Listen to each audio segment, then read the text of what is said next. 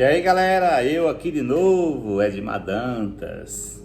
Pessoal, só para concluir, né, o nosso último vídeo, estava falando da minha transição da indústria de alumínio para empresa de energia elétrica, Coelce, no estado de Ceará. E aí, como eu tinha falado, né, foi o momento que eu mais estudei na minha vida, e na verdade isso foi bem interessante. Sim, enfim, iniciei o treinamento lá na Coelce. Cara, aí foi interessante, porque aconteceu o seguinte: tinha uns amigos meus, um chamado Gilvânio, um cara muito inteligente, estudioso, que estava nesse curso também. E aí eu cheguei para ele e disse: olha, Gil, cara, eu preciso dessa vaga, estou praticamente demitido do emprego que eu estou trabalhando e preciso me dedicar para estudar. E tem algumas informações que eu não tenho, cara. Eu não peguei os primeiros 3 dias e preciso recuperar. E ele disse: não, então chega aqui comigo, vamos montar um grupo de estudo e vamos se dedicar. E aí eu comecei a estudar. Só que aí tinha uma relação de cursos que você precisaria ter para que você assumisse a vaga. E tinha um dos cursos que eu não tinha, que era segurança do trabalho. Então, para você trabalhar em companhia elétrica, tem alguns cursos, né? Um exemplo era eletricidade predial, eletricidade de alta tensão, eletricidade de rede, e um era segurança do trabalho, porque tinha que trabalhar com eletricidade. E aí, como eu já estava fazendo alguns cursos no Senai, eu fui em busca também desse curso de segurança do trabalho. E aí comecei. E o bom é porque eu estava fazendo o curso pela manhã, né, esse treinamento pela manhã, e à noite eu estudava no Senai. Então no outro dia eu chegava no curso com tudo aqui fresquinho. Então o professor perguntava: olha, isso aqui o que é que significa? Aí eu, dizia: o que é isso? Eu, os caras, pô, esse cara sabe tudo. Chega que eu não sabia de porra nenhuma, eu estava estudando ainda, então o que ele perguntava era muito recente para mim. Então eu falava sobre chave fusível, chave seccionada, jump, tudo isso eu estava aprendendo no mesmo momento do curso. Eu precisei ter esse conhecimento porque eu não tinha, e a galera que já estava no treinamento já era pessoas que tinham esse conhecimento, eu não tinha. Então por isso foi muito bom para mim. Então o período de estudo foi muito bom. E aí iniciou as etapas de execução de provas. Então assim, era durante uma semana o treinamento, sexta-feira ele aplicava a prova. E o interessante é que eles não falavam o resultado. Eles só focavam o seguinte: olha, só vai ficar os melhores, se dediquem, no final nós vamos passar o resultado. E isso durou 2 meses nessa correria. E eu focado, estudando muito, eu mais Gilvânio, que era um colega meu, e a gente disse: olha, uma vaga é tua, outra vaga é minha, o resto da galera se vira aí. Mas a gente estamos determinados para conseguir. Isso foi muito bom, esse estudo. E aí, cara, no final, quando já estava véspera de encerrar o treinamento para decidir as vagas, o professor selecionou a galera e separou. E disse: olha, nós vamos separar umas equipes, e vai ter um líder para que possa ir à subestação, para que a gente possa botar na prática o conhecimento de sala de aula. Beleza. E aí eu vou determinar aqui quem são os líderes. Aí começou: fulano, você vai ficar com fulano e fulano. E aí foi separando a galera, e eu fui destaque também em liderar um grupo, né, de 5 colegas. E aí esses meus colegas que eu ia liderar, os caras olharam para mim e disseram: tá querendo ser melhor do que eu? Não sei o que. Eu digo: não, aí foi o professor que separou, eu vou liderar vocês. Aí os caras, se aproximou para mim e disse: não, cara, vamos lá. Os outros já ficaram ali meio afastados, não quiseram. Mesmo assim fomos para subestação. E aí chegou lá, eu disse: olha, pessoal, vamos acompanhar aqui passo a passo, vamos fazer direitinho para ninguém errar, para o professor chegar lá e não estar reclamando. E aí o cara colou em mim, um dos caras colou em mim e disse: não, vamos, e os outros se afastaram, né? Eu faço só, não preciso de ajuda de ninguém, eu já sei. Beleza, não quis ser liderado. E aí eu saí com o cara, fazendo passo a passo. Você tinha que chegar, o trabalho era o seguinte: era chegar na subestação, identificar a rede, né, que saía para alimentar um bairro, e aí você saía posto a posto. O trabalho era chegar no poste, olhar a altura, o peso, olhar se ele tinha jump. Jump nessa linguagem é o cabo que chega na lateral do poste, ele passa por cima e ele continua. Então isso é um jump, chamava-se jump. E aí o trabalho era esse: poste a poste, altura, jump. se tinha iluminação, se não tinha, se tinha transformador, se não tinha, se tinha chave de ligar e desligar a rede. E aí a gente ia fazendo essa vistoria de rede. Já no final do dia, voltamos para a sala de aula e ele pegou os relatórios de todo mundo para investigar se estava tudo ok e fomos embora. Quando foi na última semana, ele disse: olha, aqui é o seguinte, quem eu for chamando vai saindo para outra sala e quem eu não chamar fica aqui. E aí vem aquela pressão, nós já tínhamos feito 4 provas, ninguém sabia o resultado, ninguém sabia o desempenho, ninguém não falava nada, ele só dizia, deu gás, faça por onde, só fica os melhores. E eu estava ali focado, mas ao mesmo tempo ansioso, como é que estava sendo as provas, como é que estava o meu desempenho. E aí chega o dia de fazer a chamada, aí você não sabia se quem chamava era quem ia ficar ou quem chamava era quem ia sair. Ele não falou nada, era pressão. E aí começou a chamar a galera. Chamando, e eu naquela cidade, nada de chamar meu nome, digo, ferrou. Se eu estiver chamando que vocês vão ficar, não chamaram meu nome, eu tô lascado. E aí terminou, a galera foi se deslocando para outra sala e ficou da turma. Disse, olha, vocês ficam aqui que eu vou para outra sala, daqui a pouco retorno. E aí a pressão, o que era? Chegou lá, conversou com o pessoal e retornou. Quando retornou, disse, olha pessoal, agora eu vou passar as notas para vocês de todas as avaliações, exatamente como eu passei as provas das avaliações dos outros meninos. Então eu vou chamar o nome de cada um e dar a nota. E aí foi chamando, fulano, primeira nota você tirou X, Y, Z, fulano, bababá. Eu nunca tinha tirado nota tão boa quanto eu tirei nesse treinamento. Nem no colégio eu nunca tinha tirado uma nota tão boa quanto eu tirei nesse treinamento. Então eu estava determinado, eu queria ganhar mais, então eu não me dei esforço, fui para cima. Consegui ficar numa média ali de 9,75 a nova nota 10, então na média dava 9,75. Com isso eu fiquei com a vaga, foi essa turma que ficou na vaga. E aí vamos para a parte boa, que era o salário. E aí a galera ansiosa, e aí quanto era? Isso aconteceu no ano 2000, né? E essa transição foi no ano 2000. E aí todo mundo ansioso, né? O contrato pela Coelce, uma empresa da cidade, pagava bem, todo mundo muito ansioso. Eles falaram, a gente vai pagar vocês por produção. Então a produção vai funcionar o seguinte, nós vamos pagar 50 centavos por poste vistoriado. E aí quanto mais postos visitados, mais dinheiro vocês vão ganhar e a gente soma no final do mês, vocês recebem o que vocês vão ganhar. Na época, se eu não estou enganado, o salário mínimo era R$178. Quem puder ir pesquisar na internet, no YouTube, vá lá em 2000 a média de salário era mais ou menos isso. Eu ainda lembro hoje que parece que a gasolina era 60 centavos. E aí precisava que todos tivessem moto. Eu tinha uma Tudeizinha 125. O canão fazia um barulho. Fazia inferno, fazia um barulho. Da pessoa tinha era raiva. E aí nós começamos. E aí tinha que andar de dupla. Eu tô até com minhas mãos sujas, eu tava pintando agora. Caramba, velho. Então andava de 2, um guiava a moto e o outro ia fazendo a vistoria. E quando um cansava de fazer a vistoria, o outro ia guiando a moto. Então a gente ia trocando. Então esse contrato durou 2 anos. Nesse intervalo eu ganhei tanto dinheiro na minha vida que eu nunca tinha ganhado.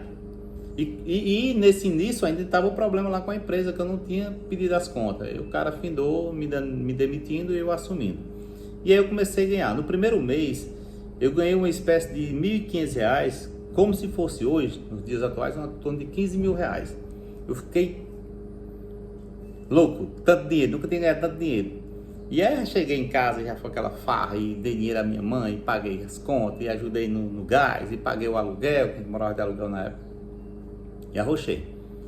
Nesse mesmo intervalo de 2 anos, que eu trabalhei de 2001 a 2003, nessa empresa, e eu não tinha noção que era contrato, para mim era vitalício, né?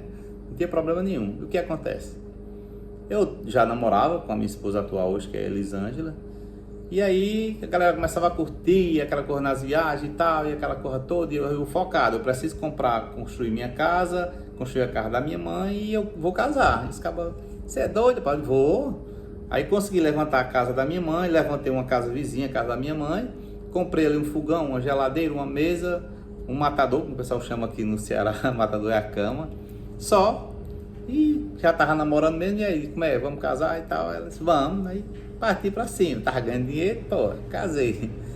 Só que quando eu casei, já tava no término do contrato, né, então já tava passando as vacas gordas, Cara, aí eu vou ver o problema. Com 6 meses que eu estava casado, acabou o contrato. E agora? Fiquei desempregado. E eu não queria voltar para a empresa que eu estava, porque só pagava o salário mínimo. Eu estava ganhando praticamente 10 salários mínimos médio por mês. E aí eu pirei, eu não queria trabalhar ganhando salário. E agora? Aí comecei a espalhar o currículo em Juazeiro e no Cine DT e procurar vaga, e a média era um salário. Depois eu ia fazer entrevista, quando chegava a acabar um salário eu não queria. Eu digo, não, eu quero ganhar no mínimo 3 salários para cima, não quero ganhar um salário só. E aí a minha esposa começou a pirar, disse, não, você é doido, você vai ficar parado, as coisas vão apertar. E eu não queria ganhar um salário. Aí eu sobrou uma granazinha que eu tinha, aí onde inicia minha vida de empreendedor. Eu estava com uma grana que tinha sobrado, eu tinha juntado e coloquei uma sorveteria. Comprei 2 freezers, aluguei um pontinho, coloquei lá um sorvete e comecei a trabalhar. Só que o sorvete girava pouco, a energia, o custo lá em cima, eu não tinha noção de cálculo, né? Eu achava que eu comprava um pote de sorvete por 12, 13 reais, colocava ali 15 reais sobre, dividia e vendia as bolas, e a energia é muito cara e aquela coisa toda, e vai lá e não apurava o suficiente para pagar o aluguel e casar, e aquela coisa na minha cabeça, meu Deus do céu, e agora eu vou passar necessidade com a mulher, tem nem um ano de casado. E continuei a busca. Aí decidi fechar a sorveteria porque não estava dando, né? Foi meu primeiro empreendimento como empreendedor, sem experiência e tudo. Mas não desisti. Fechei e digo, agora eu vou em busca do emprego que eu quero. Com isso, estava iniciando o PNLD. A minha esposa estava trabalhando numa papelaria, numa livraria, livraria muito conhecida em Juazeiro, chamada Colegial.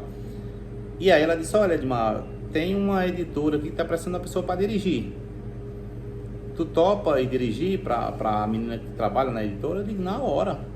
Aí fui, né? Dirigi, era PNLD, escolha do livro didático na escola pública, eu dirigindo e vendo ela apresentando material nas escolas e tal. Eu digo, rapaz, eu gostei desse modelo de trabalho. Eu quero trabalhar nessas empresas. E aí, conversando com ela, explicando que tinha interesse, ela disse, mas aí você espalha seu currículo, faz contato com um e com outro. Aí eu não podia ver um consultor de outra empresa que eu entregava meu currículo. Então, olha, cara, se surgiu uma oportunidade, estou aí, conta comigo. E aí iniciou esse mundo de ir para as editoras. Terminou o PNLD, nenhum contato, ninguém ligou para mim. E aí um amigo meu, né, dono dessa livraria, onde a minha esposa trabalhava, disse, olha, cara, surgiu aqui um amigo aqui procurando uma pessoa para trabalhar, e eu perguntei a tua esposa, tu estava trabalhando? Ela disse que tu estava parado e tem interesse em ir para a entrevista? Eu digo, rapaz, tenho. É em Fortaleza. Eu digo, eita, pô, em Fortaleza? É, em Fortaleza. E aí eu tinha minha moto e estava prestes a pagar o emplacamento, né? Aí eu digo, não, em vez de eu emplacar, eu vou para Fortaleza. Eu pago as passagens, vou para essa entrevista. Com isso eu fiz. Cheguei em Fortaleza, estava um rapaz lá me esperando, até Marcelo Barro, um amigaço meu hoje, ainda até hoje, é um cara fantástico, que eu adoro. Me levou lá para a editora, para a entrevista. Quando chegou lá, era um senhorzão, vozão assim, da Turco, seu Jamil, mandou entrar e disse, olha, eu tenho uma vaga para o Cariri, e tem mais 2 pessoas que estão aí, que foram indicadas. Eu queria que você me contasse aí como é que foi sua vida. Aí eu fui falar, né? Trabalhava com fábrica de alumínio, trabalhei na Coelce durante 2 anos, conheço o estado quase todo e tal. Eles foi falar o seguinte, me traçou uma rota de Fortaleza a Juazeiro por 2 estradas. Aí digo, moleza. Aí peguei, quem é do Ceará conhece a BR-116, que sai de Fortaleza, cruza o estado e vai para Pernambuco. E a famosa estrada do algodão. Eu peguei e fiz 2 rotas, né? E aí, como eu já tinha viajado bastante pela Coelce, visitando cidade, fazendo esse trabalho de auditoria, eu sabia a distância de cidade a cidade. Eu digo, eu vou fazer diferente. Em vez de eu traçar a rota, eu vou colocar a quilometragem de cidade para cidade, pelas 2 rotas, quantos quilômetros dá em cada cidade. E ainda vou colocar uma média de combustível, quanto eu gastaria de uma cidade para outra. Aí fiz isso. E aí, fez várias perguntas, eu fui respondendo e tal. Aí eles falam o seguinte, aguarda aí que eu vou chamar os outros 2 rapazes. Aí fez a mesma coisa. Aí depois chamou nós 3, né, para a sala. Aí disse, rapaz, eu pedi para todo mundo fazer uma rota de Fortaleza ao Cariri, a todo mundo. Eu estou com o resultado de vocês aqui. Isso vai definir quem vai ficar com a vaga. eu acho que o da quilometragem vai garantir a vaga. Eu já fiquei aquele negócio, a vaga vai ser minha. Aí esse fulaninho botou aqui, assim, assim, e eu gostaria de saber qual era a primeira cidade saindo de Juazeiro, vindo, voltando. Aí matou os caras. Que aí eu disse, aí eu fui e disse, não, depende de qual estrada você precisa vir para Fortaleza. Se você vier pela estrada do algodão, a primeira cidade será Crato. Se você vier pela BR-116, a primeira cidade vai ser Barbalha. Então eu preciso que o senhor me diga qual estrada o senhor quer vir para Fortaleza. Aí disse, não, o senhor já respondeu. Eu digo, pois é, então uma das duas, a cidade primeira, Algodão Crato e BR Barbalha. Aí perguntou ao outro. O cara, não, eu já respondeu o que ele disse. Ele disse, pois me diga a próxima cidade, vindo pela estrada do algodão. Né? Aí o cara ficou por ali, não soube responder, perguntou o outro também não soube responder. Ele disse, mas qual é a próxima cidade depois do Crato, vindo pela estrada do algodão? Diga, aí você vai para Paris Brito, você vem em Vaza Alegre, vem a Iguatu, Copiara, Mombaça e aí vai. Aí ele disse, pessoal, obrigado pela participação, obrigado por ter vindo, mas a vaga é dia de maio. Aí eu fiquei feliz demais, porque os pinotes lá pulando por dentro, porque o objetivo de salário era próximo do que eu queria, até mais do que eu imaginava. Só que aí tinha um problema. O que aconteceu? Disse, Edmar, você vai voltar para Juazeiro, você já vai levando um carro. Eu era habilitado, mas nunca tinha pegado num volante de um carro. Aí onde começa a aventura de Fortaleza a Juazeiro do Norte. Só para vocês terem uma noção, quem é do estado do Ceará, que conhece o sul do estado do Ceará, dá 560 quilômetros, dá 570 em média de Fortaleza a Juazeiro do Norte. Normalmente o pessoal faz em 7 horas, 8 horas de viagem. Eu fiz em 2 dias para chegar em Juazeiro. E aí eles mandou no depósito lá, os meninos apresentar o carro estava no depósito, carro novo. Ele disse, mas você vai pegar esse carro, você vai levar para Juazeiro, você vai iniciar um trabalho lá, chegando em Juazeiro você vai ajeitar a sua documentação, vai encaminhar para a gente e nós vamos marcar um treinamento para você em São Paulo. E aí eu já comecei a viajar a cabeça. Digo, sim, como é que vai para São Paulo? Não, vamos de avião. Aí começou o pânico. Nunca tinha andado de avião, aquela coisa toda. Mas vamos voltar para Juazeiro, no carro. E aí como é que se tira esse carro da garagem sem saber dirigir? Aí eu digo, já sei como é que eu vou fazer. Eu vou chegar por mim no depósito, eu pedi para eles colocar do outro lado da avenida, já no sentido Juazeiro. Chamei pro rapaz, estava lá no depósito. Meu amigo, tem como você botar esse carro lá do outro lado ali? Pra quando eu for sair já tá lá no fora? Tem, cara, na hora. O cara tirou o carro, rodeou o quarteirão, colocou na posição já de partir para Juazeiro. E eu nada de demonstrar que eu não sabia dirigir, né? Eu era habilitado, mas sabia dirigir. Eu queria a vaga, não podia perder. E aí os caras disseram, tá livre, você já pode ir e tal. E eu com vergonha de sair, os caras veio saindo no tranco, no carro. E aí eu digo, não, eu vou esperar a empresa fechar, quando todo mundo sair, eu ligo o carro e vou tentar lembrar o que eu aprendi na época de autoescola. E aí tinha o meu instrutor na época disse, olha, não bata em ninguém, guia o carro aqui e vai-se embora. Aí fiquei o dia todinho, até quando a galera saiu todo mundo, eu peguei o carro, subi o vidro para não escutar ninguém buzinando. Olhei para frente e acelerei, saí devagarzinho, e o carro dando os pinotes. Eu aprendi a dirigir de Fortaleza a Juazeiro do Norte. Na vinda, um filho de um jumento atravessou na frente do carro, eu quase virei esse carro. Parei em Quixadá, dormi em Quixadá, no outro dia peguei a estrada de novo. Enfim, cheguei em Juazeiro com esse carro. Então, essa aventura eu nunca esqueci na minha vida. Aprendi a dirigir de Fortaleza a Juazeiro. Levei um buzinaço danado na saída de Fortaleza, os carros buzinando.